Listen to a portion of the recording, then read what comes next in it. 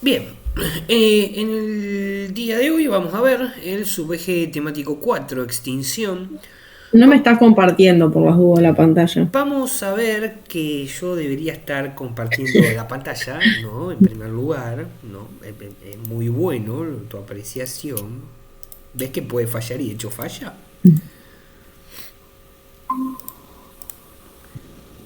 Ahora sí. Ahora sí. Como venía diciendo, ahora sí, vamos a ver la extinción. En cuanto a la frustración del contrato, la teoría de la imprevisión, que linda. La lesión en materia contractual, rescisión tanto unilateral, bilateral, resolución y cláusula resolutoria expresa e implícita, antiguamente llamado pacto comisorio. Bien, en cuanto a lo que es la extinción, modificación y o adecuación, título que deviene de la famosa frase ya, Frase. claro, tal cual, la voluntad de las partes, ahora lo voy a tener que repetir 300 veces. En cuanto a que, a modo introductorio, los contratos se pueden extinguir por diversas causas, lo que no es ninguna novedad, entiéndase diversas causas por incumplimiento contractual, imposibilidad de cumplir, caducidad, nulidad, prescripción, entre otras. Pero el temario en sí nos va a pedir que nos enfoquemos en tres de todas estas, que es la rescisión bilateral, el cumplimiento y la declaración de las partes. Como yo siempre digo, ¿no? El temario muy atento les pide rescisión bilateral y como que la unilateral no serviría, así que también la voy a Claro. explicar porque no pueden entender una sin la otra, pero bueno, en sí el temario nos pide estos tres. En cuanto a lo que es el cumplimiento, en este caso, esto es justamente en relación al 959 en cuanto a que las partes en sí van a celebrar un contrato basado en lo que ya venimos viendo del eje 1, que es la autonomía de la Mm. voluntad, por lo cual le otorga fuerza de obligatoriedad al contrato, ¿no? Y de esta forma, ¿no? El contrato está sujeto al cumplimiento de las partes, ¿no? Porque las partes se obligan. Ahora este cumplimiento es un modo también, ¿no? Perdón, el incumplimiento es un modo natural de extinción del contrato cuando las partes en sí ya cumplieron, ¿no? Entonces, desaparecería la finalidad del contrato, porque pues ya está cumplido en este caso. Si incumplen, también es otra causal, pero la vamos a ver más adelante. No la pide el temario, pero bueno, también la tengo que explicar. Entonces aquí, ¿por qué se extinguiría el contrato? Bueno, fácilmente el contrato se extingue pues ya han cumplido, Ok. básicamente.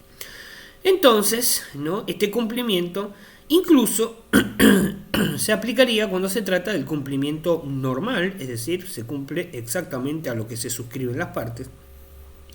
O también tenemos un cumplimiento que es de carácter anormal, que es pagando daños y perjuicios.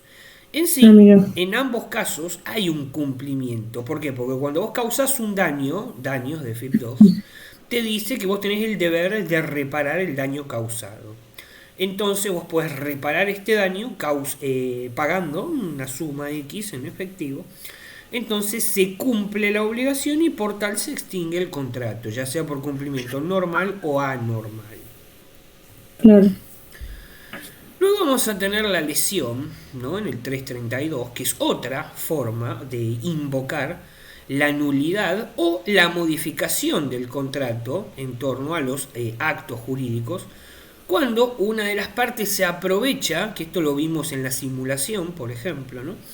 Em, de la necesidad o debilidad psíquica de la otra persona y obtiene una ventaja patrimonial que tiene que ser además desproporcionada e injustificada. No sé si te acordás esa otra famosa Sí. frase. Bien. Que está casualmente en el slide en el que tienen una cuchilla atrás. ¿Ves? Claro, eso me lo acuerdo, privado uno. Ahora bien, ¿cuándo se presumiría una lesión? Bien, salvo prueba en contrario, cuando haya una explotación en cuanto a la desproporción notable, básicamente entiéndase enriquecimiento desmedido, ¿no? Que es como lo llamamos en privado uno. Ahora, ¿cómo se hacen los cálculos? ¿no? Para saber cuándo una persona se considera enriquecida y además de manera desmedida. Bien, los cálculos se tienen que hacer al valor, por ejemplo, si hablamos del dólar, al valor del tiempo en el que se haya celebrado el acto, pero el detalle es que la desproporción, ¿no?, tiene que subsistir al momento en que se presente la demanda, en este caso. Ahora, la persona que es afectada, ¿no?, va a tener determinadas opciones, como lo es, por ejemplo, demandar la nulidad o la que más se utiliza, que es un reajuste equitativo del convenio en sí. Ahora bien, ¿quiénes van a poder ejercer la acción? Es decir, ¿quiénes están legitimados? Bueno, solo aquellos lesionados directamente o en caso de que estos mueran, los herederos pueden ejercer dicha acción. Bueno,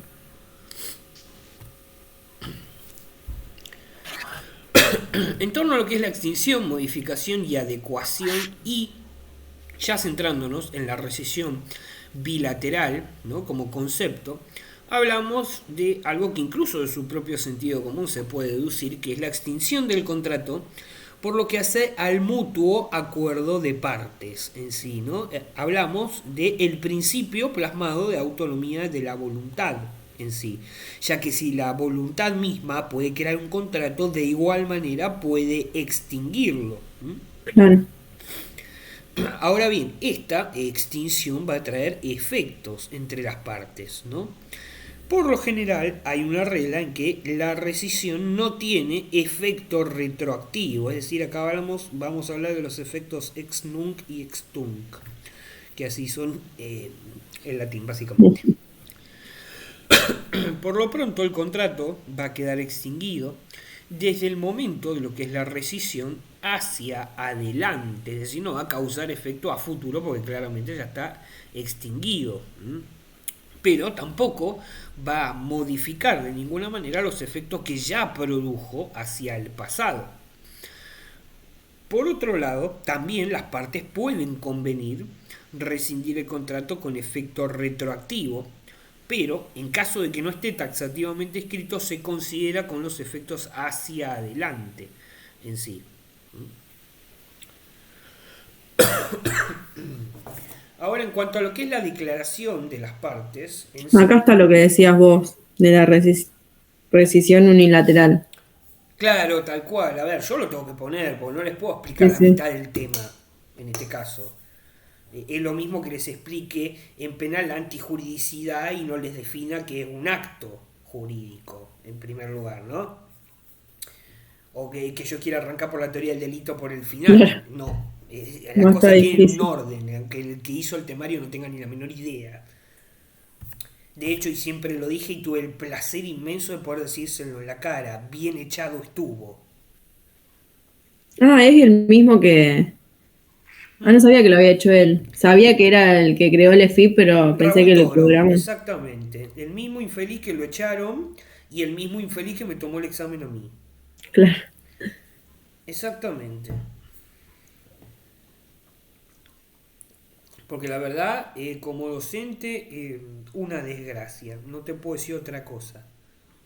Y eso, por ejemplo, ¿tienen la obligación la facultad de cambiar el plan cada tanto o no, no pasa nada si pasan tantos años y no se cambia? A ver, la resolución, que es el truco con el que juega la facultad, te lo cambia la CONIAU, que es el organismo que certifica Sí, universidades privadas, no públicas.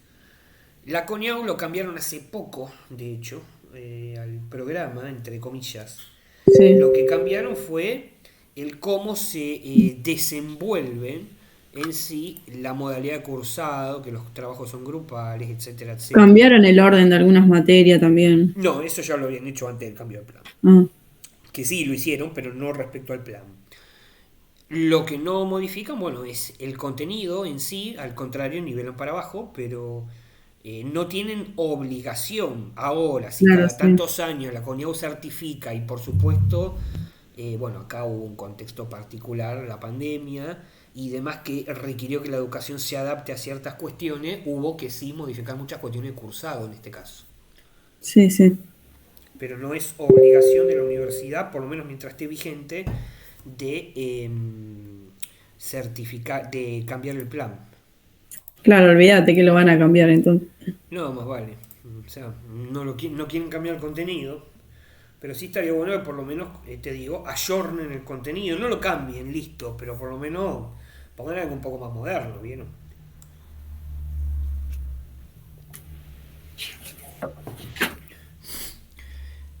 Ahí vamos por los efectos en sí. No, los efectos ya lo dije. Declaración de una de las partes. El contrato en sí va a ser extinguido, ya sea de manera total o parcial, en torno a la voluntad, ¿no?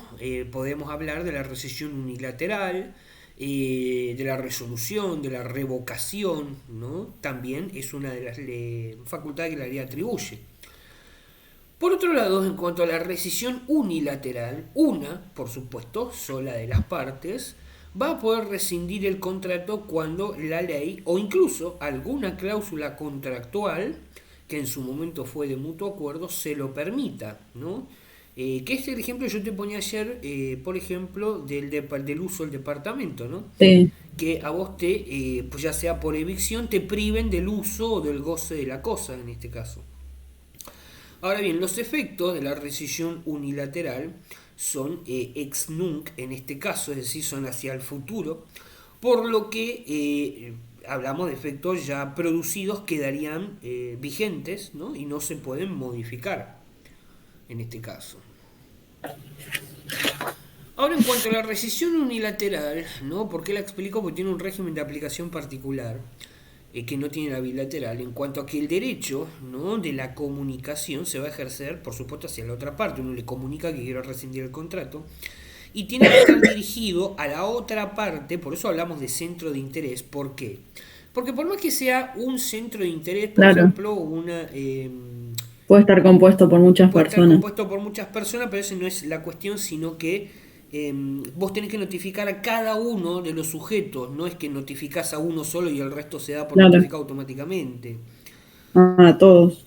Exactamente, por más que todos conformen un solo centro de interés, que es lo que no me sale ahora, cuando vos comprás, que te lo dije ayer 800 veces, el ejemplo cuando vos comprás una propiedad entre varias personas, que ahora no me está saliendo, ya se lo repetí 800 veces, bueno, ya me va a salir básicamente. Pero bueno, en sí lo que importa es que tenés que notificar a cada persona independientemente que todas conformen un centro de Claro. interés. Por lo que en sí, ante la extinción del contrato, ¿no? Se puede declarar extrajudicialmente o incluso solicitarla ante el juez. Por eso es que no se va a ver esta rescisión, ¿no? Afectada en torno a la posibilidad que pueda ocurrir de restituir que tenga, por supuesto, la parte que no la solicitó. Porque en sí, la parte que va a tener derecho a extinguir el contrato también puede optar por, en vez de extinguirlo, hacer que se cumpla y que se reparen los daños en este caso. Por eso hablaríamos de un cumplimiento anormal. No sé si te acordás, 2 o 3 slides atrás. Sí. Por eso es que en sí esta comunicación que se tiene que dar a cada una de las personas, ¿no? En cuanto a la declaración extintiva, que es lo que en sí se está comunicando, contractual, va a producir una extinción de puro derecho. ¿Y qué quiere decir esto? Que ¿Qué ya significa? deberías saberlo. Que no se puede exigir el cumplimiento ni tampoco va a subsistir un derecho a cumplir. Acordate la diferencia entre la exención de hecho y de puro derecho. En sí una cosa es renunciar al acto, pero a futuro lo puedes reclamar otra vez, y otra cosa es renunciar al acto en proceso y al derecho a reclamarlo a futuro. Claro. Son dos cosas distintas, que esto lo vimos en el eje, no me acuerdo si uno o dos, me parece que el 2 de esta materia.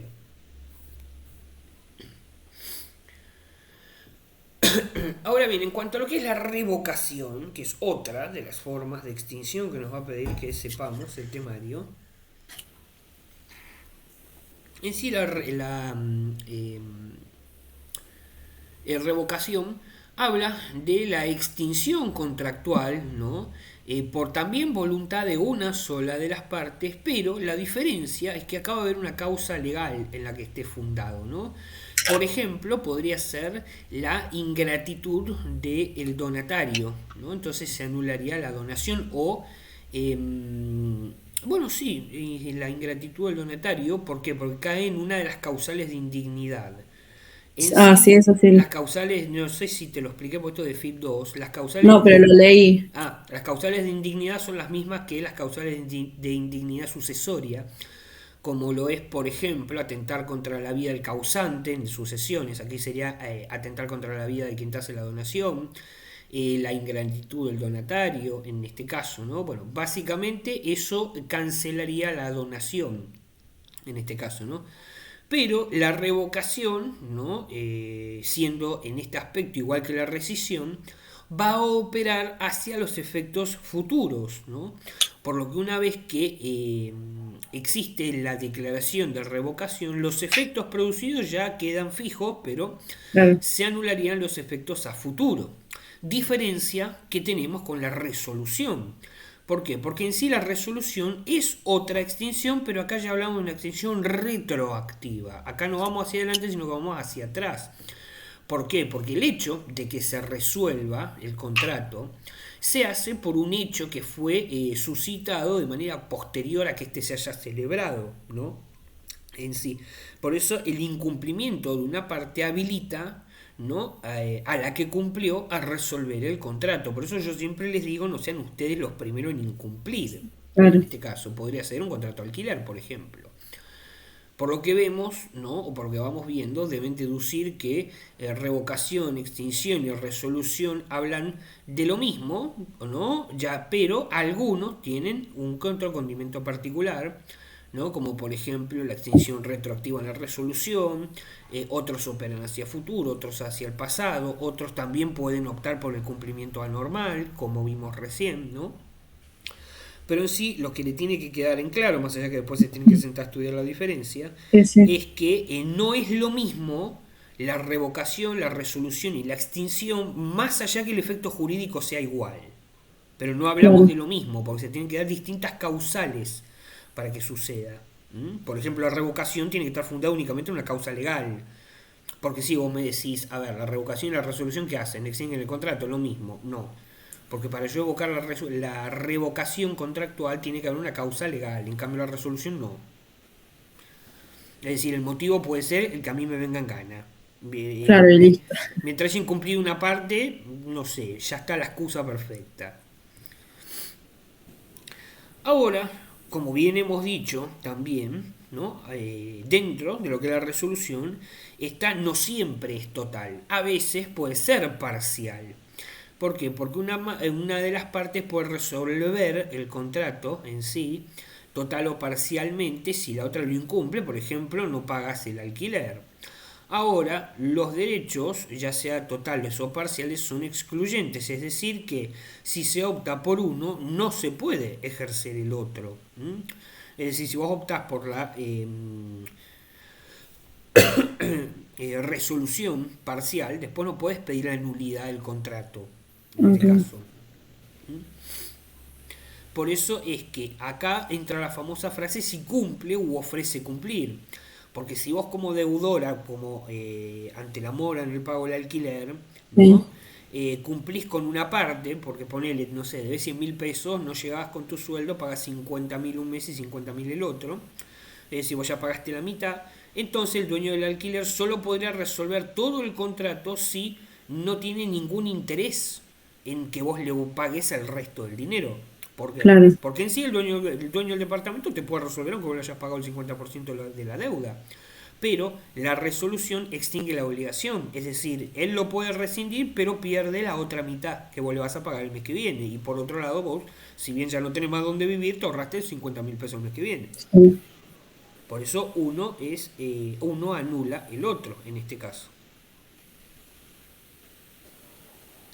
Por eso en sí, cuando hablamos de incumplir, ¿no? Para que una resolución proceda, tiene que ser en sí de carácter esencial a lo que hace al efecto jurídico del contrato, no la finalidad contractual por la que el contrato, valga la redundancia, se hizo.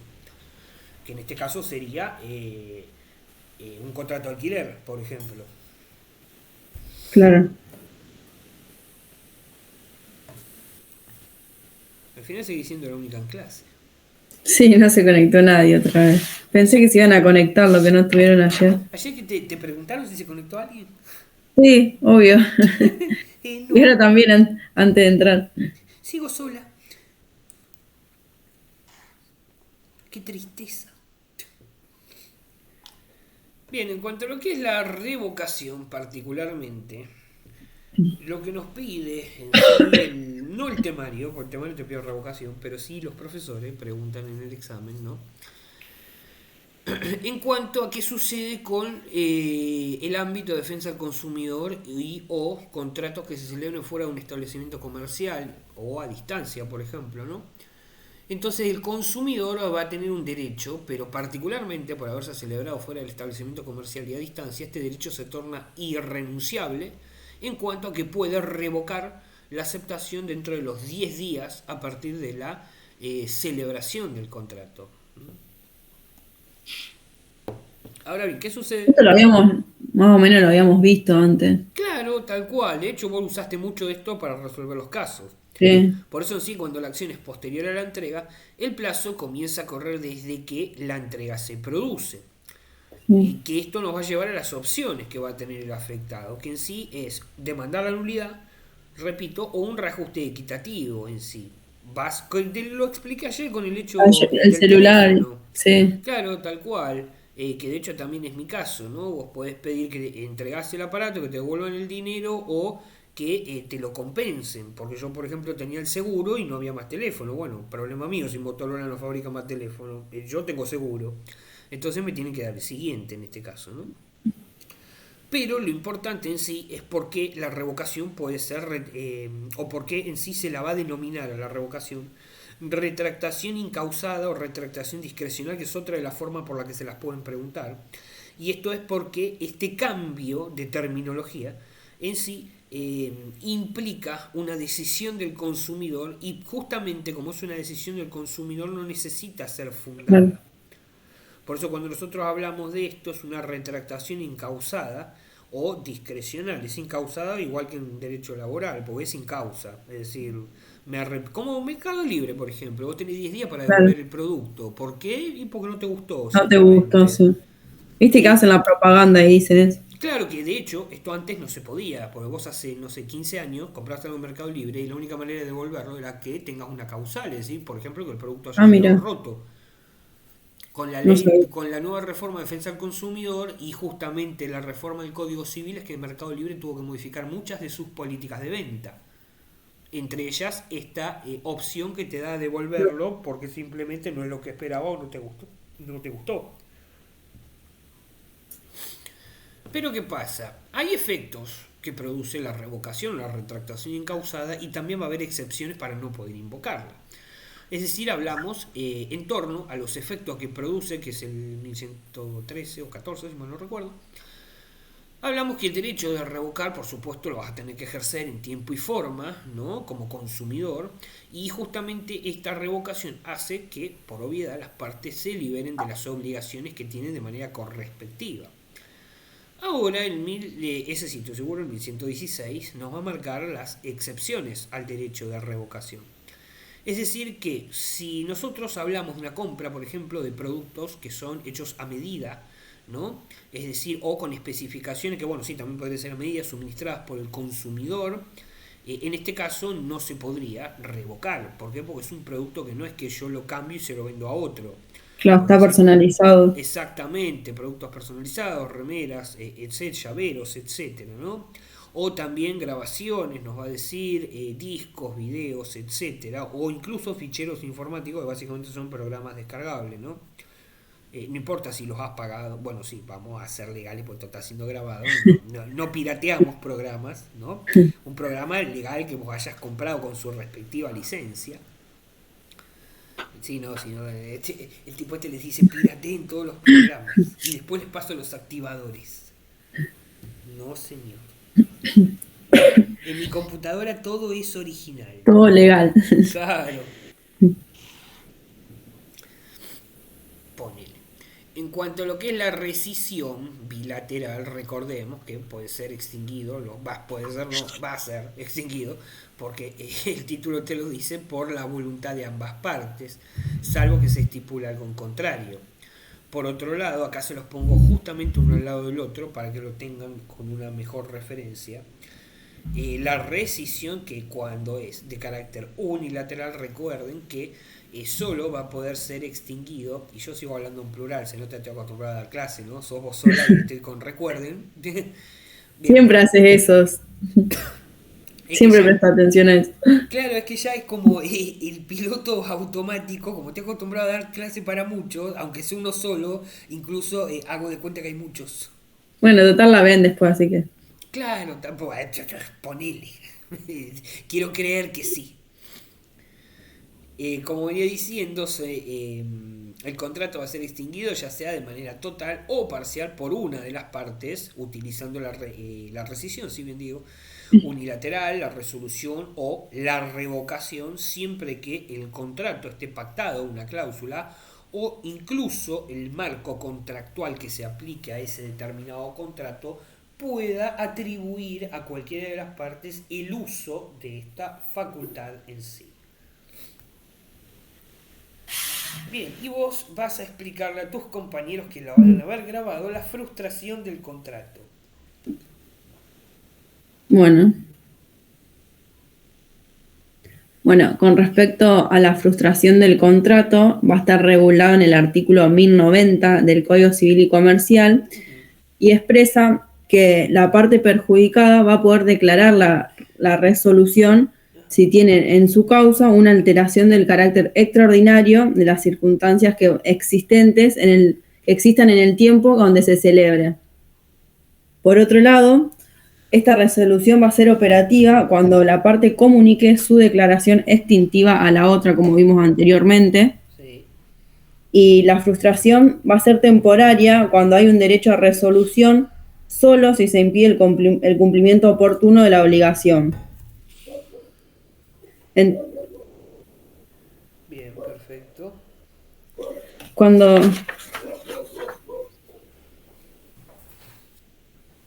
Claro, son un montón de cosas de...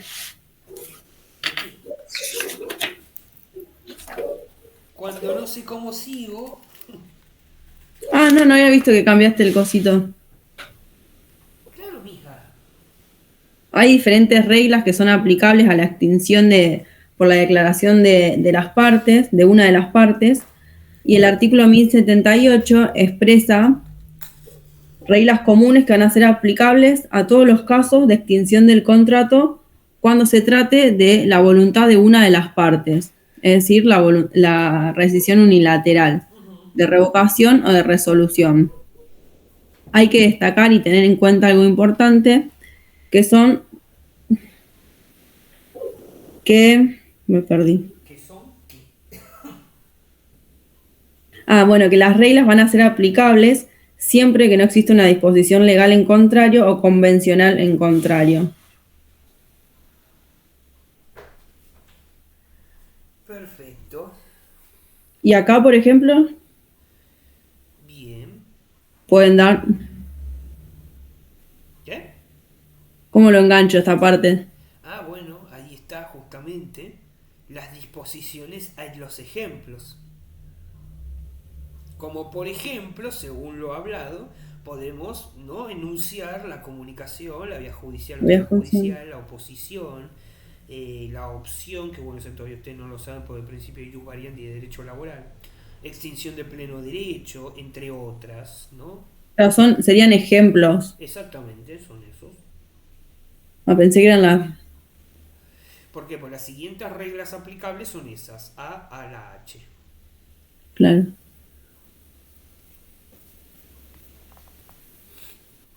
Siga, mija. Bueno, con respecto a la comunicación, el derecho a extinguir el contrato unilateralmente se va a tener que comunicar a la otra parte. Y va a tener que, este medio de comunicación va a tener que ser aprobado posteriormente y por un medio fehaciente. Puede ser mediante vía judicial o extrajudicial. donde la extinción del contrato puede declararse extrajudicialmente por una intimación o también judicialmente a cargo de un juez. Con respecto a la oposición que puede llevarse a cabo, donde la parte contraria se va a dirigir mediante una comunicación a la extinción de este contrato. Y también puede existir la imposibilidad de restituir, que se va a llevar a cabo cuando esta imposibilidad de restituir... Para. ¿Qué? Vino trabada hoy. Sí, hoy estoy retrabada. Le hace mal tener novio o no tenerlo. Sí, no sé qué es peor. No, quédate tranquila, querida, que estás bien como estás, ¿eh? Bueno, que la extinción del contrato no va a quedar afectada por la imposibilidad de restituir Sí. que tenga la parte que no la declaró. Por último, existe una opción que tiene existe una opción del derecho a extinguirse o no que puede optar la persona. Más fácil decirlo con mis palabras. Sí, perfecto, como por ejemplo para empezar Para a mi abuela. aclararte, claro, hablando con la vecina y en la vereda, bueno, terminalo, esta es la última. Bueno, cuando hacemos referencia a la extinción de pleno derecho, Pero ahí está fatal. no La extinción de tu concuerdo, habilidad comunicacional. no concuerdo hoy. No, por eso no hay que tomar antes de la clase, sino después. Ya adelantó el viernes. Bueno, cuando se produce la comunicación en la declaración extintiva del contrato, va a producir su extinción de pleno derecho y luego no va a poder extinguirse ni subsistir, que es lo que me explicabas, que si se hace parcialmente después no se puede pedir la Exactamente, por nulidad eso es total. restrictiva una opción respecto de la otra, tal cual. En caso que se demande ante un tribunal por extinción del contrato, luego no se va a poder pretender su cumplimiento. Cuando se habla de regulación de derechos y las obligaciones de sus partes, esta extinción del contrato va a dejar subsistentes las estipulaciones sobre restitución, reparación de daños o solución de controversias. Perfecto.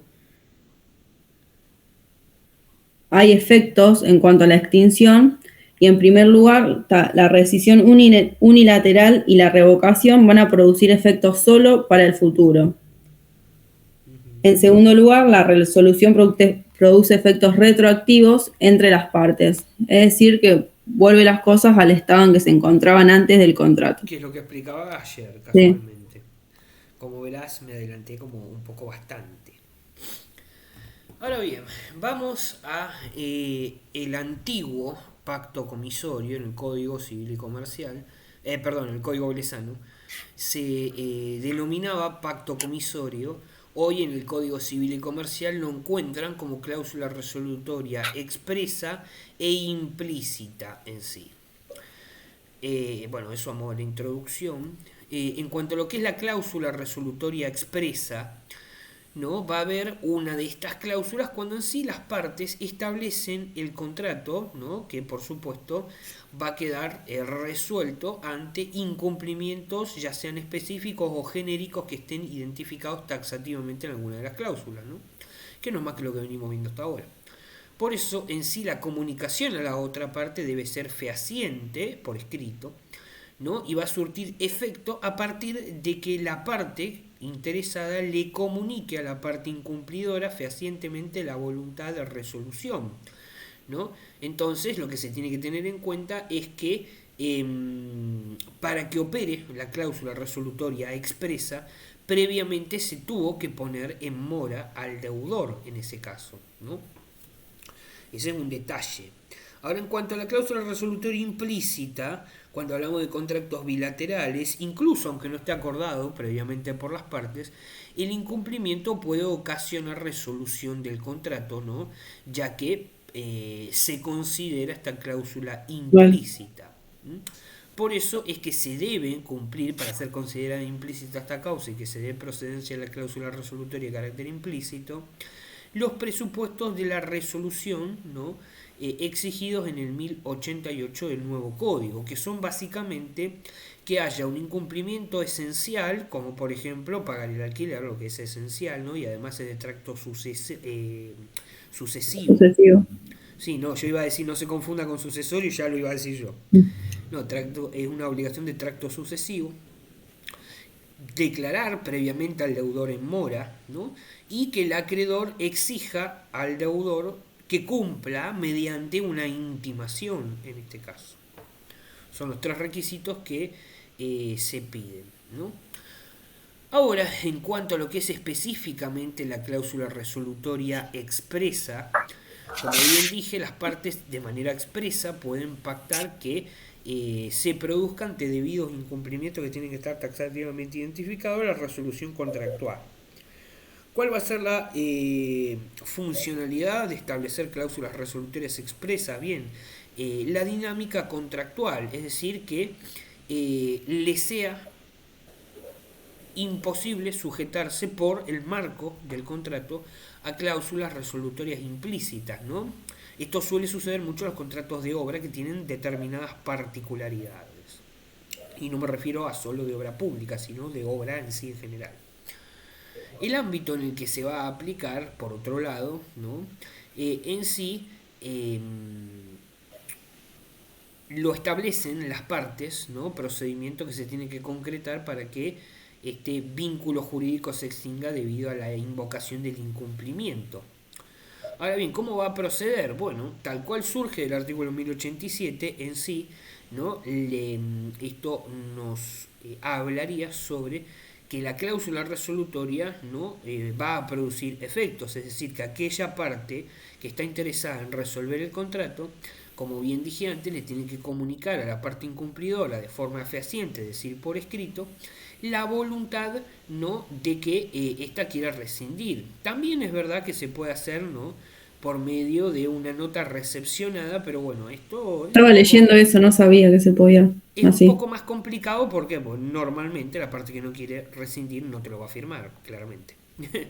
Que esto sería hecho mayormente por un escribano público. Ahora bien, los efectos es que en sí la cláusula resolutoria expresa justamente como el contrato en sí se suscita ante la autonomía de la voluntad de las partes, se pueden convenir libremente, ¿no? Porque estamos hablando de cláusulas que en sí te van a dar incumplimientos puntuales, es decir, ante tal parte que incumpla tal cosa puntual, habilita a que la otra persona, es decir, el damnificado, pueda, por una cláusula resolutoria expresa, justamente resolver el contrato, ¿no? Y en cuanto a lo implícito, hablamos por supuesto, como habíamos dicho, de contratos bilaterales y va a quedar sujeto, bueno, en buena parte a lo que veníamos viendo, el 1088 y además se le agrega el 1089, ¿no? Es decir, que hablamos de que si, por ejemplo, el incumplimiento es parcial, lo tiene que privar del uso o goce de la cosa, como por ejemplo el ejemplo que yo te había puesto ayer del caño de Del agua roto en el departamento. departamento. Recordemos que se tiene que intimar previamente al deudor y se lo tiene que poner en mora para que proceda la cláusula, ¿no? Por lo cual, de estas tres cuestiones previas, que son requisitos de forma, va a surgir el ámbito en el que se aplique, ¿no? ¿Por qué? Porque en sí, en un contrato pueden coexistir dos tipos de cláusulas, tanto la implícita como la explícita, ¿no? Es decir, la explícita claramente la pactada por las partes y alguna implícita devendría, por ejemplo, del propio sentido común, ¿no? Que a veces puede estar, por ejemplo, en causales que no atañen a las partes, como no sé, por ejemplo, que una parte compre, no sé, 1000 tubos de aluminio en una fábrica, da la casualidad que la fábrica el día siguiente a que se firma este contrato se incendia por algún desperfecto técnico, entonces claramente aquí viene el sentido común que si bien no es culpa de ninguna de las dos partes, justamente una parte no va a poder cumplir con el contrato, en este Claro. caso. Por eso es que más allá de lo pactado por las partes, también podemos resolverlo implícitamente por este tipo de cláusulas. Ahora bien, el incumplimiento esencial, únicamente válido a la cláusula resolutoria implícita, ¿no? Cuando hablamos de un incumplimiento parcial, debe, como bien dije, privar sustancialmente a la parte que lo invoca, según lo que hace el principio de buena fe. Por otro lado, ¿qué sucede? El deudor no tiene que estar en mora. ¿Por qué? Porque si ambas partes están en mora, es decir, si ambas partes recíprocamente dejan de cumplir sus obligaciones, en sí no procede el principio de la resolución porque no habría ningún damnificado. Es decir, ambos estarían incumpliendo y ambos se verían damnificados. ¿Se entiende eso? Claro, sí. Bien. Entonces, en cuanto al pacto comisorio, porque en sí esto, si bien, repito, es viejo y ya no sirve, pero Marcial lo pregunta, Claro, se dice así. claro, no se dice así. Así se decía en el Código Velezano, el pacto comisorio. Actualmente es cláusula resolutoria expresa e Bueno, sí, pero te digo implícita. en el examen. Ah, sí, te van a preguntar por el pacto comisorio y vos le Claro, vas a tener que responder con la cláusula resolutoria, salvo sí, sí. que te pregunte explícitamente este concepto que es de pacto comisorio. En sí, hablamos de, ¿no? Un poco se deviene en el sentido común, de una facultad que van a tener las partes, ¿no? Por supuesto, un contrato para resolverlo cuando la otra no cumpla con sus obligaciones, básicamente. No es muy compleja la definición. Lo que sí nos va a llevar esto a ay, perdón. Bueno, acá. A la teoría de la imprevisión, ¿no? El cual, bueno, su autor es Savigny, pero no importa. En fin, la teoría de la imprevisión, ¿no? Es un instituto por el cual una parte va a adquirir el derecho de plantear la resolución contractual a la otra, ¿no? O incluso también la adecuación del contrato. Ahora, ¿cuáles son, no, los requisitos de la procedencia? Primero, estamos exclusivamente ante un contrato de ejecución diferido o permanente y conmutativo. Por ejemplo, el alquiler, como veníamos hablando ayer. ¿Por qué? Porque también podría darse que la prestación que una parte tenga que hacer sea excesivamente onerosa. Y por otro lado, de esta excesiva onerosidad se produzcan efectos de variación extraordinaria en torno a la circunstancia existente al momento de la celebración del contrato. Por ejemplo, sería el reajuste equitativo eh, del alquiler por el contexto inflacionario del país, ¿no? En este caso. Ah, bueno, miren, justo ahí el país entró en una profunda Sí, está en el crisis ejemplo. económica tarde. Bueno, en torno a los efectos, en sí va a perseguir dos efectos, que es primero la resolución del contrato, ya sea total o parcial, como vimos, y o la adecuación contractual en caso que no se quiera rescindir y se opte por adecuarlo, que podría ser el claro ejemplo de un reajuste por inflación. Ahora, en cuanto al régimen legal, nos lo va a dar el 1091. Hablamos, por supuesto, repito, de contratos conmutativos, ya sea de ejecución diferida o permanente. En cuanto a que, lógicamente, esta prestación de una de las partes se torna excesivamente igual, pero lo importante de este marco o este régimen legal es que esta misma regla de la excesiva onerosidad se va a aplicar igualmente a un tercero, ¿no? A quien le haya sido conferido el derecho o asignado esta obligación, ¿no? Porque, por ejemplo, hablamos de un contrato aleatorio cuando la prestación se tornaría excesivamente onerosa por alguna causal extraña a su propio hacer, básicamente, ¿no? Entonces vamos a volver a repetir de tanto vocabulario para que quede claro que la condición de aplicación es en un contrato bilateral conmutativo, ya sea de ejecución diferida o permanente.